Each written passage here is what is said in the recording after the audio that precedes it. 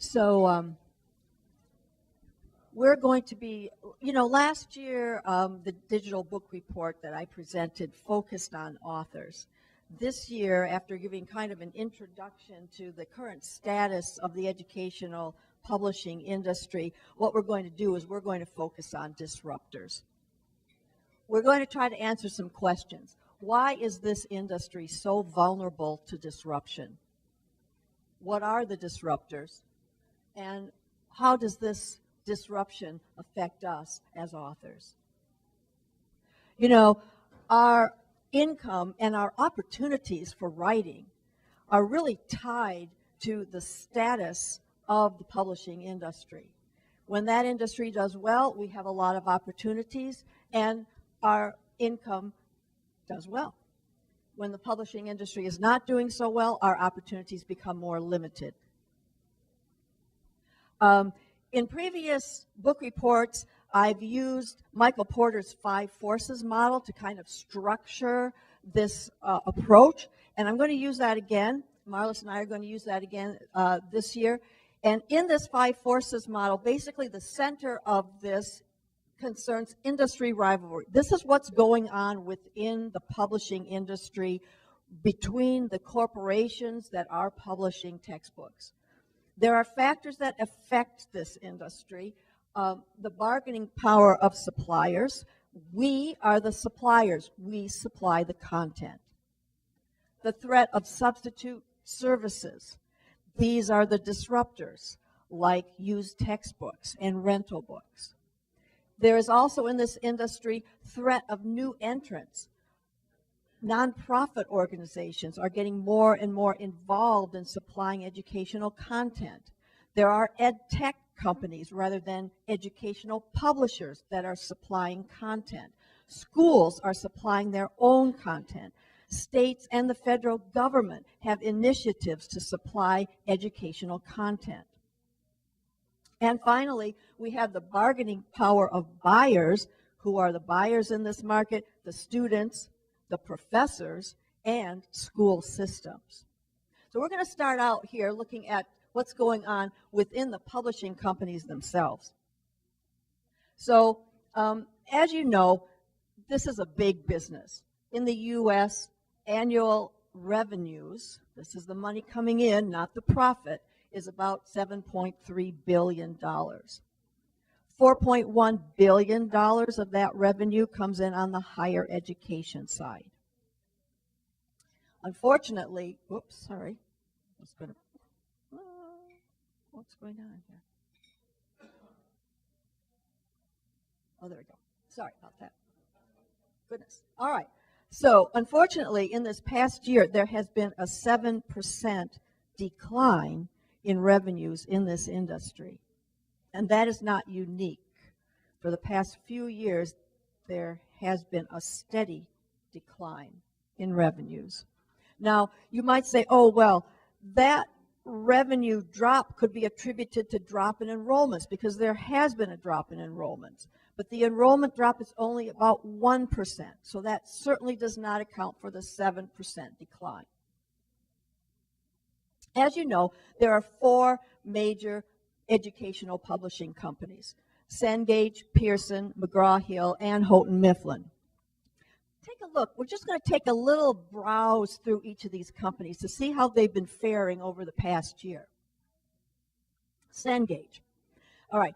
In 2006, Thomson International sold its educational division to Apex Partners, which is a private equity firm. Now, Sean mentioned this in his presentation before. Private equity firms are investing in big companies, not just educational publishing companies. They are in it for the profit. Unfortunately, this Apex Partners paid $7.75 billion for Cengage. This is incredible, right? And unfortunately, the company was unable to pay its debt service. I mean, it just had too much interest and, debt that it had to pay on that huge purchase loan that it, in 2013, went into bankruptcy. It did come out of bankruptcy in 2014. But the bankruptcy illustrates that there are factors, huge pressures on these companies that affect their profits and earnings. So Cengage in this past year had $1.63 billion of revenue, money coming in. It was a 2% drop from the previous year. They had a $72 million loss. So although they took in $1.63 billion, they lost $73 million when all was said and done. Their stock looks like this from June of 2015 to April of 2016. That's not a pretty picture. In April of this year, Cengage laid off 100 employees. Now, significantly, these 100 employees were on the editorial side. What does that mean for us? Well, Cengage is now no longer, and this is according to their annual report, Cengage no longer considers itself an educational publishing company. It is an educational technology company. And so the editors are out the door, and the developers are in the door. So that's why the Cengage CEO promised in the same article that mentioned the 100 people that were fired, he promised to hire 150 new people in tech-related jobs. So they are making progress in digital sales. For this year, for the first time, Cengage reported that digital unit sales outpaced print sales. They had 3.5 million digital experiences that they sold. And that was a 12% increase from the previous year. So progress on Cengage's side on their goal to become an educational technology company. Okay, let's take a look at Pearson. Pearson is a British company, and it includes a lot of imprints, including Addison, Wesley, Peach Pit, Prentice Hall, etc. It is the world's largest educational publishing company, and 66% of its sales are in North America. This past year, it had $6.44 billion in sales. Ooh, that's a lot. But like Cengage, this was a 2% drop from 2015. And if we look at the profit, oh, yeah, I keep pointing with the, why does it do that? There we go.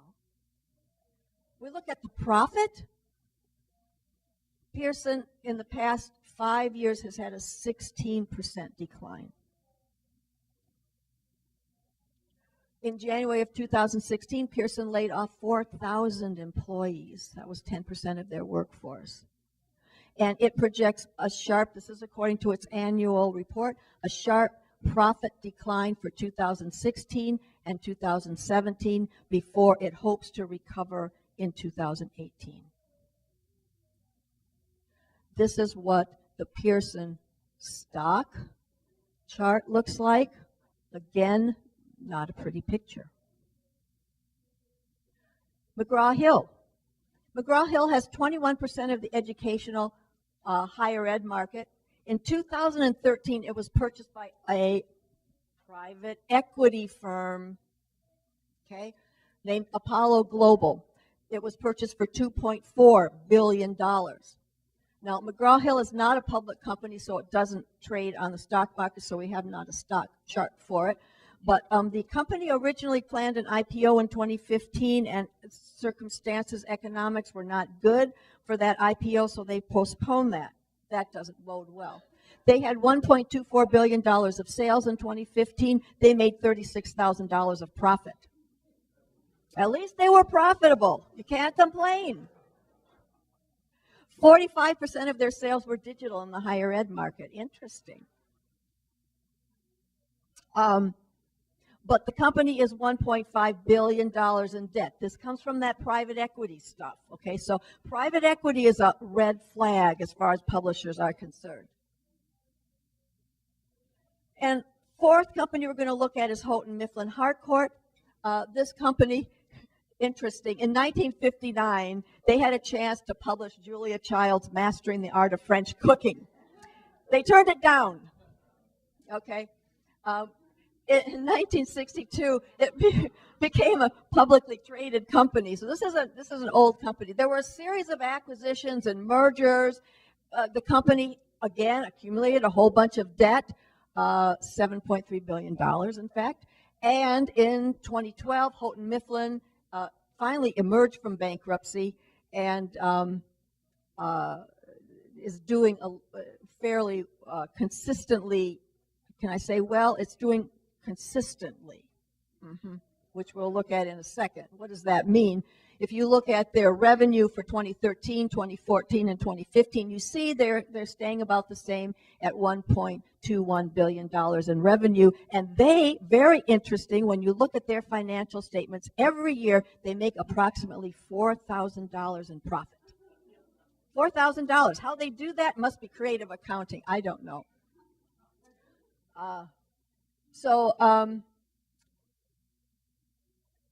Unfortunately, this is what their stock looks like, despite that nice, smooth earnings line and profit.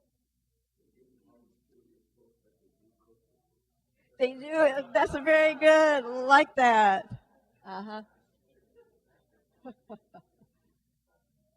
Okay. So, the industry summary. This is not a rosy picture. Okay. Revenues are down. Profits are down. The digital thing is not happening as fast as the companies would like it to happen. As Sean pointed out yesterday, that will rescue them. It has the potential to rescue them from some of the problems that they're experiencing. Okay. Marlys, comment?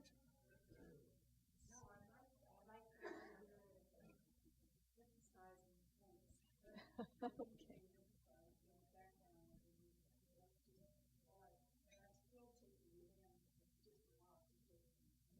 All right. All right. We'll continue. So, as authors, what can we do to keep our eye on the industry? And there are some things that we really do need to do proactively. One thing that you should do is you should set a Google alert with your publisher's name so that you know when they have press releases about what they're doing, they have press releases about their earnings situation, you're going to get an alert on your computer. That's a really good thing to do. The other thing you can do is you can check the company's financial information online. Look at the annual reports. They are very interesting.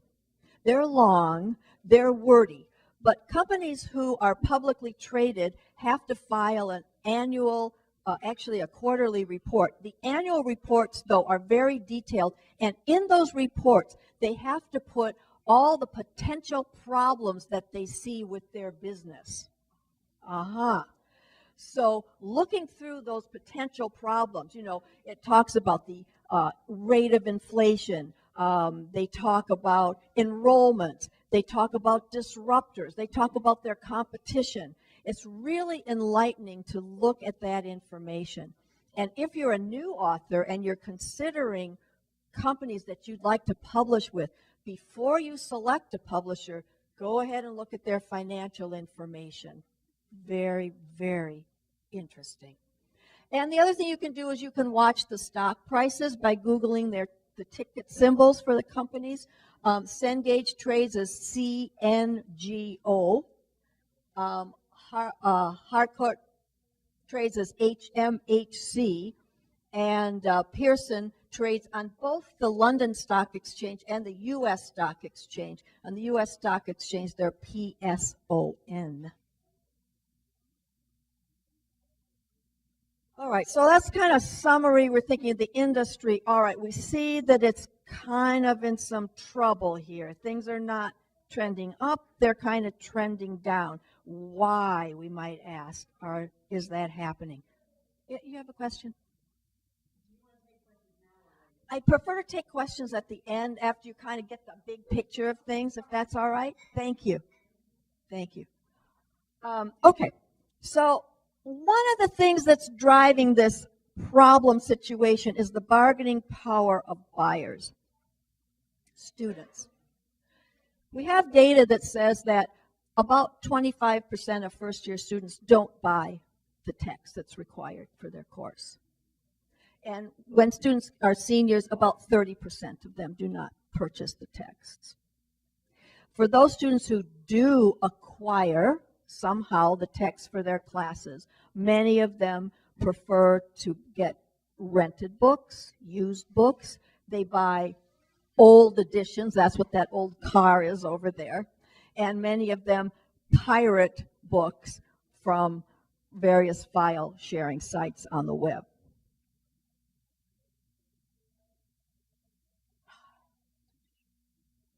So just to kind of give you an idea, if you look at, look up your books on Amazon and other sites like Chegg and see what the going rate is for a new book, for a used book, and for a rental book. And, looking over here, we see here's a book, retail price is $129. Students don't save any money when they buy that because that's the retail price. The net price to the publisher or from the publisher is about $97. Your royalties are computed on that net price, the $97. So if a student buys this book new, you're going to get $11.70 in royalties. All good, yay. Used. Okay, student buys a paperback used book. They pay about $77.44 for it. That's a 40% savings for the student. The net price, that's what the bookstore has bought that book for, is $58.08. And you, as an author, are going to get no money on it because of the first sale doctrine. You don't. It's your intellectual property, but you're not getting any money for anything but the first sale. Now, what about rentals, you might ask? Rentals are a very interesting situation. There are a couple of ways that this can be handled. One way is that somebody like Amazon will purchase a book from the publisher and then rent it several times. You will get royalties on that first sale to Amazon. But usually Amazon is negotiating some really rock bottom prices. Look in your contract to see if there are some bulk price things, because your royalty rates may be very different for bulk purchases than they are for the bookstore purchases. So in a situation like that where a textbook is being rented out, you may make maybe $4 in royalties. Now, another way that rentals are handled is that the publisher may directly rent to students. And in that case, every rental is considered a sale, and you'll be getting royalties on every rental. That's a better situation for us. Okay.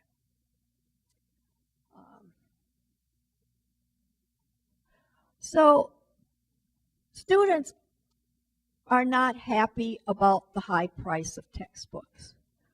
63% of students believe that the cost of textbooks is excessive. And in fact, they think that the cost of education is the #1 issue facing this country. It's an issue to them that's more important than crime, the cost of health care, or terrorism. Mm-hmm. Yes.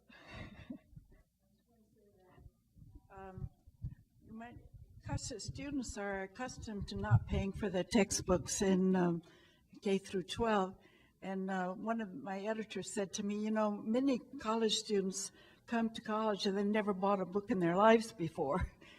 And I think that a basic problem has been equating textbooks with trade books. In other words, books shouldn't cost more than $20, whereas they're undervalued by students, and they're also undervalued by professors through all the services, free services that we provide with textbooks. We provide them with a private tutor, with a mentor for new instructors, for part-time instructors to get short-term notice that they're going to teach a certain course. We supply them with study materials and and tests, and we've tested it in the classroom, and we have all the cost of prediction. This is never presented to the public. Really, I've never seen this even written up, that the cost that we have for production and permissions is just far, far higher than anything ever paid in the production of trade books. And but that is not corrected, and it seems to me that textbooks, we can talk about solutions later, but really belong in the realm of a college expense, so that they wouldn't have to confront having to put it out in addition to everything else. Good, and that's a good lead-in for this next slide, because there's a meme on the web. This graph, this chart, is all over the place. You will see it if you Google textbook prices. You will see this thing, and this is very interesting because for those of you who are in the back, so this line over here, which is 250%, is the consumer price index. Sorry. Thank you. This yellow line over here, which is 325%, is new home prices. This line is medical services, and that is 575%. And this line over here is educational books, 812%. Now, what this graph is showing is that the price, the increase in price of textbooks has jumped 812%. But a lot of low information people look at this graph and they say, oh my God, textbooks cost more than my health insurance and more than my house payments. Yeah, right. So this has just gotten people livid. All right, so, but we know what this means, right? Okay. Now, another source of information that is driving this textbook trashing mode is this chart from the College Board. The College Board estimates the cost of education, and this is the annual cost of education for students. So the dark bars are the tuition cost, and the light bars are room and board. This very, very light sliver here is the cost of textbooks. And over here, this big kind of golden bar is the cost of transportation to school. And the other thing is other expenses like, you know, your iPhone and iTunes and all that sort of stuff. Right. So, but looking at this little light blue sliver, the number here is $1,225. $1,200 is what the College Board estimates as a student's annual expense on textbooks. And that figure has got students gone wild. But they don't care that this huge blue bar is the cost of tuition. They don't care that this bar is the cost of room and board. The only thing that they've been focusing on is this little bar here. Somehow textbooks have become the goat of the high cost of education. Now, actually, what actually happens here is that, yes, if students bought new textbooks, the average cost of a textbook is about $120, and students buy about 10 textbooks per year. So they would be spending $1,200, but actually, what do students actually spend? They're good bargain hunters. The data from college bookstores, the National Association of College Stores, shows that students are actually spending about $663 per year on their textbooks, the average cost at $63 each. So there are discrepancies in the figures that students are spending, but really, if you delve into the discrepancy, you discover that the $1,200 is the estimated cost of buying new textbooks, and the $663 is the actual cost that students spend per year on average. Now, one thing that Marlys and I delved into was the value proposition of textbooks. And actually, the value proposition of textbooks is very good. We did some fairly lengthy calculations, and we discovered that if you look at the per hour cost of instruction for students, it's about $21.63 per hour that they sit in the classroom. So if you take the tuition that they pay and you divide it by the number of hours they sit in the classroom, that's about what they're paying per hour. Textbooks, on the other hand, cost the students about $2.88 for each hour they spend with the book. Now, that's a value. You know, if you're watching a movie, you're going to pay a lot more money than that, even if you're doing on demand, okay? So $2.88 per hour. I was going off the College Board average, and I was using the $1,200, and I was using the $1,200 cost.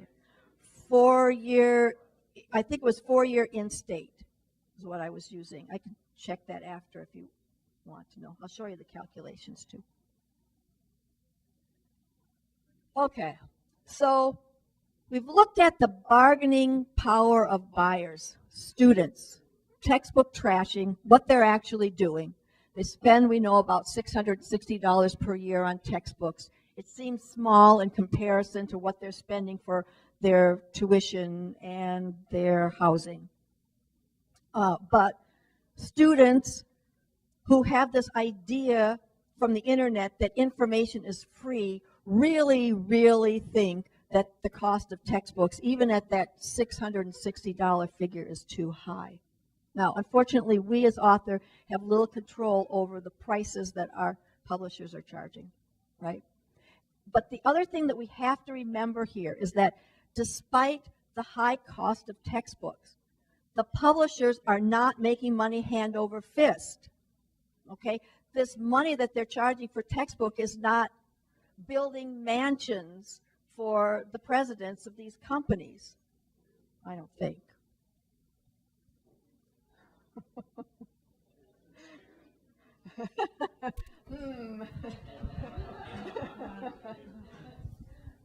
Okay, so that being said, all right, so we have the situation where the publishers are not doing really well and the students are really not wanting to pay for the textbooks, and so that opens the doors to some disruptors.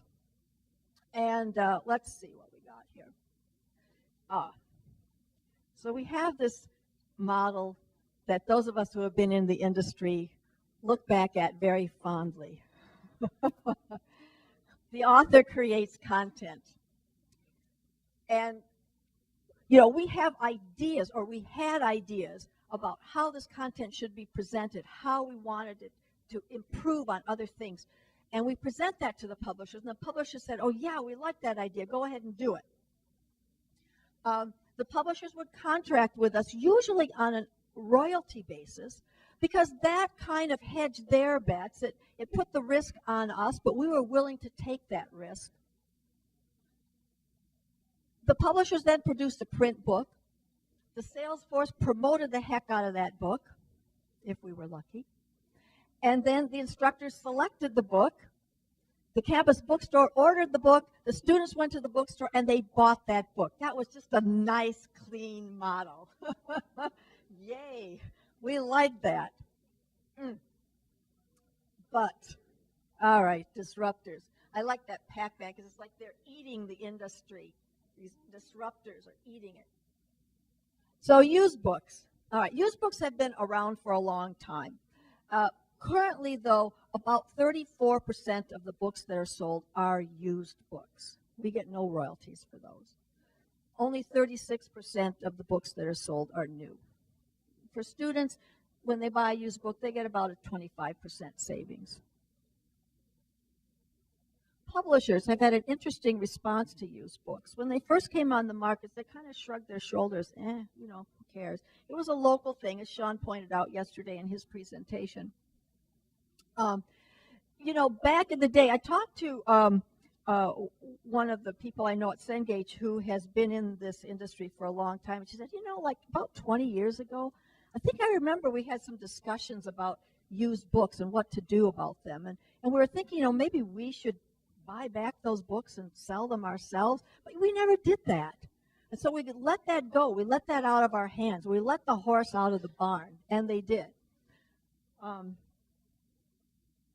I'm showing this graph again because there is something very interesting about this graph. So used books have been around for a long time. Here back in the 80s, we had used books. But you see that the cost of books kind of tracked along with some of these other major financial markers. And so, but over here, like around 2000, something started to happen, and this curve of textbooks started to really start to shoot up. Yes.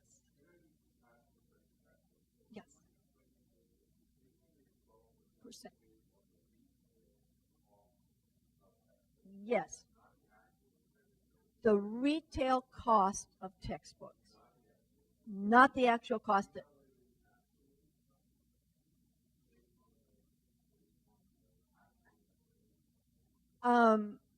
So yeah, that's I don't know how to answer that question because the actual expenditure, like the $660, right, that students are spending annually on textbooks, so that's on used books and rental books and this and that. So it's two apples and oranges. You can't really compare that. I mean, you could say that if you look at that curve, okay, that would be like what students are actually spending on textbooks. That curve would be more like this. It would be a more, yeah, a more even curve. It wouldn't take this big loopy loop jump. Yeah. Does that make sense? Okay. Yeah. Okay. Well, you know, I mean, this 812%, it's the percent increase. It's not even the cost. It's the percent of increase from one year to the next. So this is a very, very odd kind of statistic here. But what's interesting for us is to look at this diversion point when this curve really started to climb. And the reason for that is when used books started to become available on the internet. Because previous to that, here, used books were available, but you sold them back to your bookstore, and that's where you bought them from. Okay, but now with this big, it's big warehouses of used books. They're available all over the country. More and more students are buying them. So what's happened, and Steve pointed this out this morning, so what's happened is that fewer students are buying the books. The publishers have to make up for those revenues. They increase the price of the book. Students become more reluctant to buy the books. The publishers are not selling many. They increase the price a little bit more to make up for the shortfall, and that vicious cycle has just been continuing. Publishers hope to break that cycle with the digital model, and that can't come soon enough, I think, for most publishers. All right, rentals. Rentals are another problem area. Rentals kind of appeared on the scene right around 2011, and at this point, about 20% of textbooks are rentals compared to we talked earlier about the 30% that were used and 36% that are new. Digital. All right. Digital is another thing that we sometimes regard as a disruptor. The advantages of digital are that there are no used books, so every student pays, and publishers and authors earn on every sale. There is the potential to improve learning with the pedagogy that's afforded by digital platforms, and digital books are more accessible than print books, as we learned earlier today. Student preferences for reading digital textbooks, we see this figure batted around a lot. 39% of students, I'm sorry, I keep doing that. I'm not used to this clicker. All right, 36% of students like print. All right, and just 21% of students are kind of reading their books on laptops. 12% are on tablets, 3% are on smartphones. 22% of students have no preference about where they read their textbooks. But that 40% figure is a little misleading, because if we look at the curve, okay, back here in 2013, 77% of students preferred a printed textbook. Look at this decline. Here we are in 2016, we're down to 40%.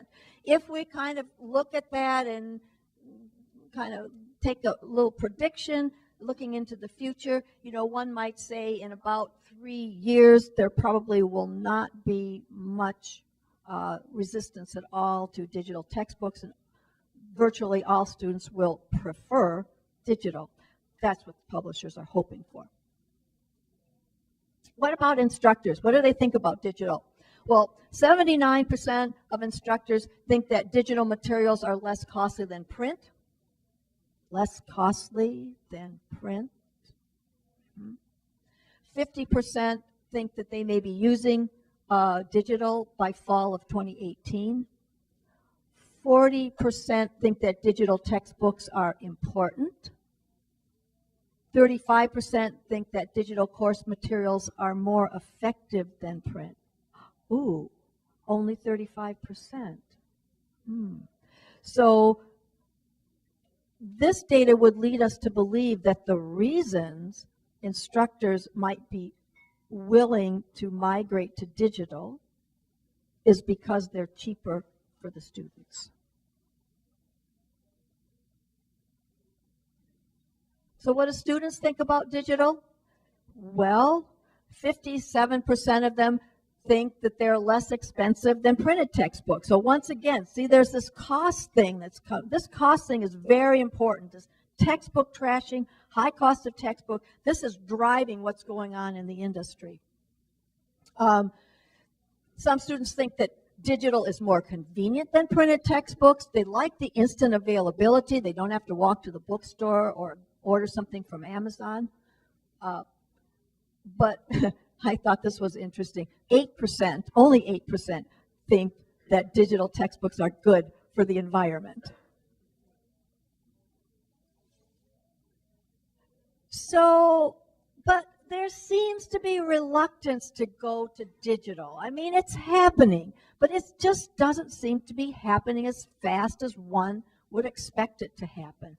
Where does this resistance come from? My hypothesis is that it comes from too many platforms. All right, we have a lot of commercial digital platforms, and there are a lot of publisher proprietary platforms. You know, the MyLab and Mastering are Pearson's platform. MindTap is Cengage's platform. And this line of red platforms, Engage, Thrive, Acuity, Alex, Connected, Connect, LearnSmart, and Professional Learning Environment, are all McGraw-Hill learning platforms. So a student could potentially have a textbook for one course from Pearson, and they have to use the Pearson platform. And in another course, they're using a Cengage textbook, and they have to use the Cengage platform. And in another course, they're using a McGraw-Hill book.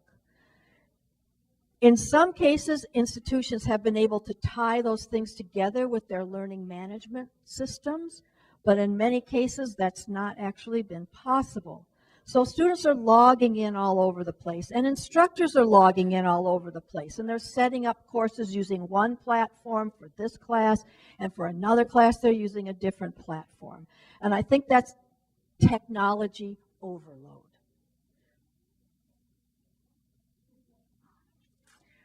So, you know, we're looking at like killer apps and what's the Uber of education.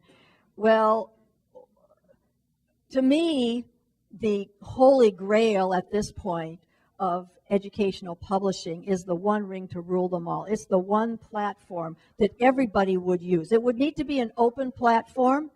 It would not be a publisher specific platform, but publishers could put all their information behind a paywall on that platform, but it would be the platform that everyone uses. It would be a standard platform, something like SCORM has been, although the SCORM, SCORM is, I know. Well, and efforts to get rid of SCORM has been horrible with the, what is that thing called? You guys must know that new platform. Anyway, no success with that. So these entrenched things are very difficult to get rid of. But anyway, one ring to rule them all. That's one thought I'll leave you with. So we've seen that the main reason for going digital is because there's an expectation that it's going to be cheaper. But is that really reality?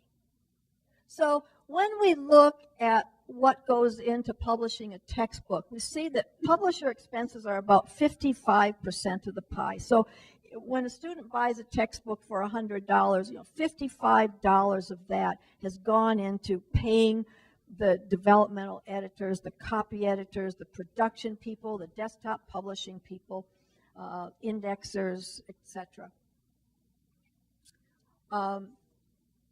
Authors. Sorry, that's my timer to tell me that I've got to hurry up. All right. If we look, though, what can we remove from this equation? Well, the bookstore gets ripped out of this equation if we go digital, right? So if we look over here, we can save students about 30% if we remove the bookstore. Only 30%. This stuff is the rest of it's going to remain the same. Maybe. Unless the publishers decide to cut out some of the stuff that they're currently doing and lower author income. If you are thinking, or if students are thinking that digital should be like 50% of what the print is, there have to be some major changes made to this model. And I leave it to you to think about, in your own experience, where those changes could come from.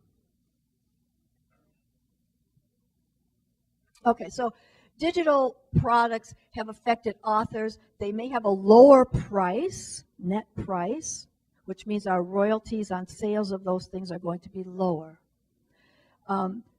There are new distribution methods. The thing with the way publishers are heading with this digital stuff is they want to be able to slice and dice the content to make it adaptive, to make it customizable. So an instructor or a student will be pulling some content from over here. They'll be pulling some content from over there. They'll be kind of putting it together in a course, in an adaptive environment. That makes it very hard for the publishers to track where that content is coming from. Is that your content? Do I have to pay you a royalty for that 3 paragraphs? Is that your content? Oh, you've got 1 chapter. Do I have to pay you for that? So increasingly, publishers are going to be moving to work for hire models rather than royalty models. And I just want to go very quickly over what some of the clauses are in these work for hire contracts. You need to, if you get a work for hire contract, you need to take it directly to a lawyer before you even read it. So the payments, they're going to pay you for the work that you do, but they usually have a clause where they can terminate that work with 15 days notice. And they will pay you for what you have done, but that you're going to have to argue with them to get paid for what you have actually done. The next clause says, at any time after completion and acceptance of the work, you agree to revise the work if the publisher so requests. Should the publisher, in its discretion, select a third party to create the revision, they're not guaranteeing you that you're going to do the revision, okay? You shall receive no fee, royalty, or other payment with respect to that or any future revision or addition of the work. So they're paying you something up front. They're not giving you any guarantees of revisions. And then it says, the last one, you agree that during the term of this contract and for 3 years following the first publication of the work, you shall not, without the publisher's prior written consent, participate in the preparation or publication of, or otherwise be interested in, or connected with, or allow your name to be used in connection with any work on the same subject matter that may, in the publisher's judgment, conflict or compete with the sale of the work. All right. Now, if you sign a contract like that, shoot yourself in the head. Okay.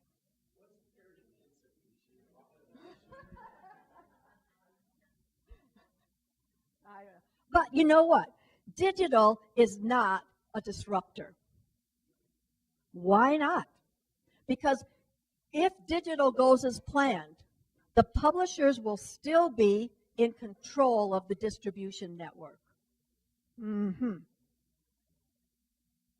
But digital enables what are probably going to be the true disruptors in this industry. And those disruptors are the open educational resources. There have been several companies that have tried this. Let's get books and materials out there for free. Flat World Knowledge was one that got a lot of publicity. They are no longer selling free books. That model failed. The only company that is still providing free books is bookboon.com. It's a organization out of Europe, and they supplement their income. They make it possible to publish free books by including advertising in the books. And they are very selective about the advertising that they include. They say that this is advertising from your future employers.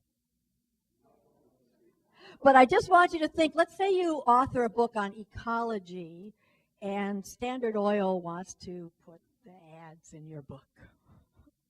I mean, that can be a conflict of interest. I don't know if that's going to fly, but we see in a lot of models, the whole internet is supported by the advertising model, right? So why not educational publishing? I don't know. Not as a business, there's the OER Commons, which provides free materials. You can go over there and check out what's available in your field. That's an interesting little foray. And then, of course, there's OpenStax, which is operated by out of Rice University and supported with grants from Bill and Melinda Gates and a variety of foundations. So the business model for free, you can get a grant to write a book, pay for print, which was the Flat World Knowledge model. The idea was that you would get the free book, but if you wanted a print version, you'd pay $10 for it. Students didn't go for that. And then there's the advertising model, where advertisers pay for placement, and there may be even additional revenue opportunity there by saying, oh, if you don't want the ads, just pay us a little extra and we won't show you ads in the textbook. So how many instructors are now using OER? About 15% of them. Who considers it a viable alternative to commercial textbooks? About 36% of instructors. Currently, 75% of instructors don't have any contact with OER, but about 50% of instructors think that by 2020, they will be using OER in their classrooms. Ooh. 41% do, however, say that it would never be used for their primary text. So how will OER affect publishers? I'll tell you what, publishers are becoming reluctant to publish new titles in areas where there are extensive OER materials. You may hear from your publisher, oh, you've got a book here, you have a book proposal, but I see there are a lot of OER materials in that area, we don't need it. Competing with free materials is going to be increasingly difficult for publishers because the OER materials are becoming more and more sophisticated, they're becoming more and more complete and more comprehensive. How is that going to affect us as authors? We may have opportunities to write OER materials. There are grant-based contracts available, but because the work is distributed for free, you know, look at what the contract says. Are you going to get paid, or is this just a work of love, something, you know, you're contributing to the world? There's nothing wrong with that. You may want to do that. Yeah.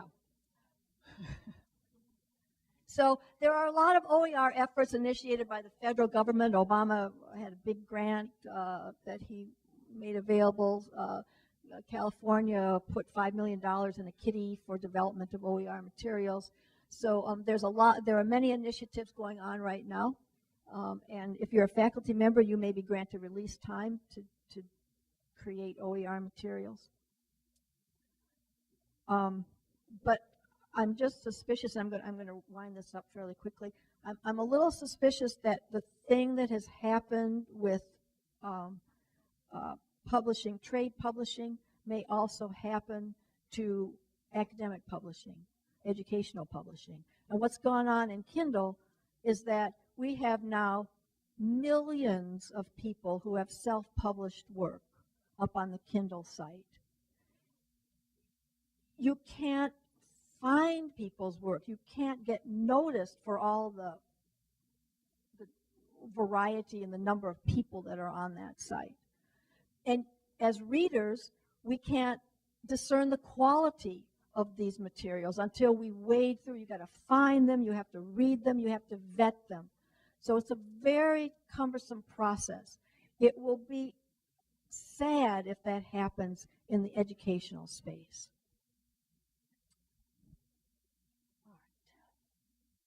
So, conclusions. Here we are. So 2016 promises to be a year of continued disruptions. There are models that have been tried, the free textbook model, textbooks with advertising, whatever. Those models will be tried again, no doubt. The education market is searching for a killer app, something like the Uber of education or the Lotus 123 of education. The stakes are high. There's a lot of money involved, or at least appears to be a lot of money involved. OER, I think, is a major disruption that publishers and authors need to be aware of. But as with all disruption, there's opportunity for those who are creative and keep pace with change.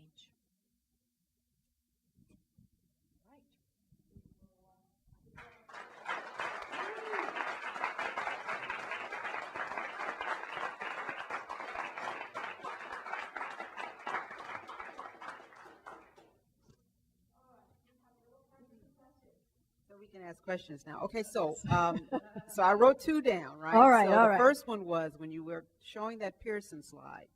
My question was, because previously you had said the layoffs were in editorial, but Pearson laid off 4,000. So was that Salesforce? Was that editorial? Do you know the breakdown? There were a variety of layoffs, but one of the major areas, Sean, I think you've done a lot of research on this, but I think that one of the major areas was the humanities, editorial and the humanities. Is that correct? Wow. I have one more question, but go on. Yeah.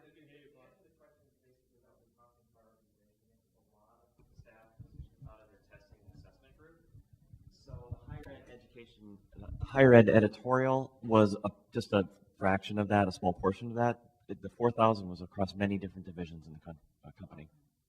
All right, and then the next question has to do with what happened yesterday in Britain with the Brexit. So they lost, because of the market crash in London, they lost $2 trillion. We lost $800 million. How is that going to affect Pearson?